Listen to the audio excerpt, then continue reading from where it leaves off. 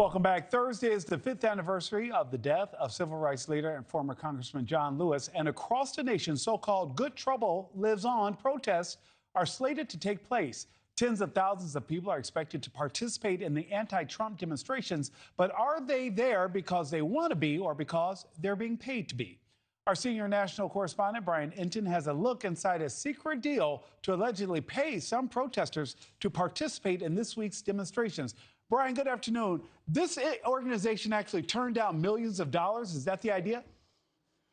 Yeah, that's what I'm told, Nick. You know, I've always heard that protest organizers sometimes use paid protesters, but it was really eye-opening to get this look behind the curtain. I spoke with the CEO of Crowds on Demand, who says he has been hired over the years by organizations on both the right and left to provide demonstrators, paid protesters.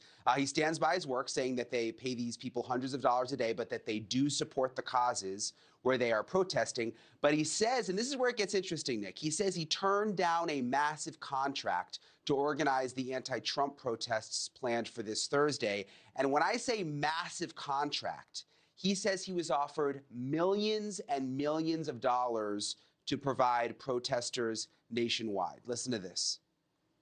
Have the organizers of the July 17th demonstrations approached you? Interests aligned with the organizers of the July 17th movement have approached us. And in fact, we rejected an offer that probably is worth around $20 million. $20 million?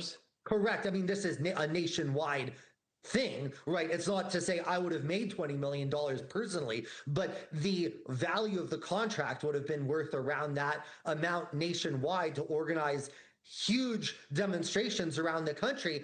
But personally, I just don't think it's effective. So it's not I'm not trying to call myself virtuous for rejecting it. What I'm saying is, I'm rejecting it not because I don't want to take the business, but because, frankly, this is going to be ineffective. It's going to make us all look bad.